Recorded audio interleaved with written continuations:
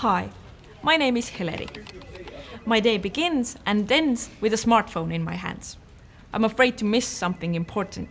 All day long, my phone is buzzing with notifications, news pop-ups, and social media updates. I've started to realize that I'm spending most of my time creating and sharing posts for my friends and that my phone consumes me. Within our lifetime, social media has rapidly and completely changed our relation to the information space, as well as our everyday practices. From listeners and readers, we have become creators and distributors of information. But now, the amount of information is so massive, it's no wonder we get lost in it. The average amount of time spent on social media is about 4 hours a day. This equals over 5 years of your lifetime.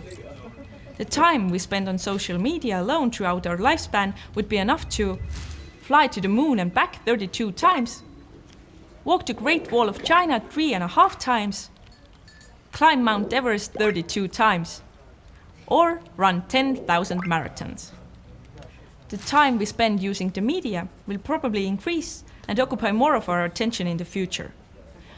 What makes it even more complicated is that some of the information is distorted, manipulated, or intentionally full of lies.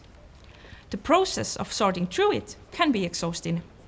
A study from the Massachusetts Institute of Technology has found that on average, fake news stories spread to 1,500 people in 10 hours. It takes 6 times longer for a verified story to reach the same number of people.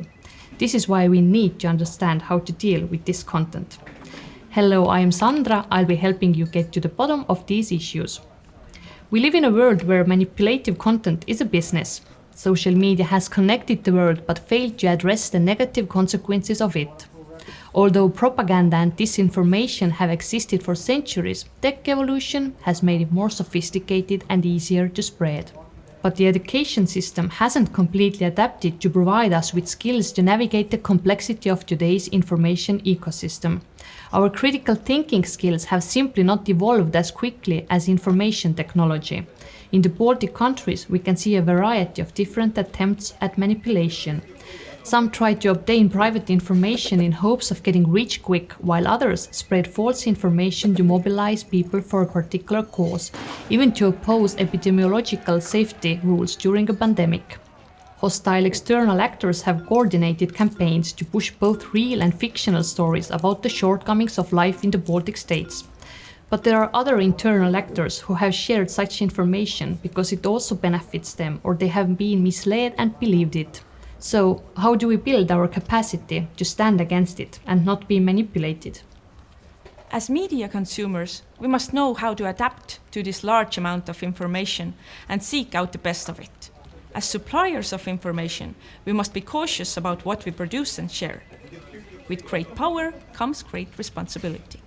In this course, we will learn how to differentiate facts from manipulation, how to identify features of quality journalism, how our brains are wired, and why are we susceptible to disinformation and fake content, and much more. There's a lot to learn, so let's get started.